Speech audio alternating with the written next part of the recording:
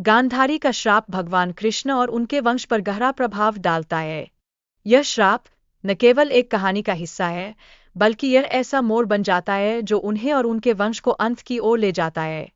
इस श्राप के पीछे गूढ़ भावनाएं छिपी हुई है, जो दर्शाती है कि क्षमा और प्रतिशोध की लड़ाई कितनी जटिल हो सकती है। कृष्ण की मृत्यु एक शिकारी द्वारा गलती से किए गए शिकार से होती है। यह एक ऐसा क्षण है जो न केवल कृष्ण के जीवन का अंत दर्शाता है, बल्कि यह एक दुखद मोड़ भी है, जिससे हम उन मानवीय भावनाओं का अनुभव करते हैं जो उनके अद्भुत सफर को प्रभावित करती है। उनके जीवन की यह घटना यह बताती है कि जीवन कितना अनिश्चित और अप्रत्याशित हो सकता है। अर्जुन ने कृष्ण के अंतिम संस्कार को असीम दुर्ग के साथ किया, जो उनकी मित्रता का एक सजीव उदाहरण है। उनकी आंखों में आंसुओं की बूंदें और हृदय में अधूरे सपने स्पष्ट रूप से सुनाई देते हैं।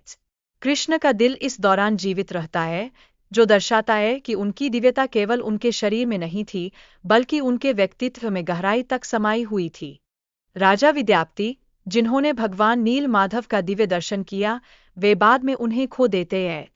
यह अनुभव उनके लिए एक विचारणीय और दुखद घटना बन जाती है। इस खोने का एहसास एक गहरी पीड़ा बनकर उनके मन में बसी रहती है और यह बताता है कि कैसे दिव्यता हमारे जीवन में आती है और जाती है। लकड़ी का एक टुकड़ा लाने के लिए राजा के सेवकों ने काफी प्रयास किए, लेकिन असफल रहे। उनकी मेहनत और कोशिशें अंततः एक आदिवासी नेता की मदद से सफल होती है। यह घटना यह सिखाती है कि कभी-कभी सहायता की जरूरत होती है और सहयोग में शक्ति का अभाव होता है। जब कोई कारीगर लकड़ी से मूर्ति बनाने में असफल रहा, तब भगवान विष्णु ने राजा को विश्वकर्मा की पूजा करने का निर्देश दिया। यह क्षण राजा के लिए न केवल एक दिशा दिखाने वाला था, बल्कि प्रेरणा देने वाला भी था।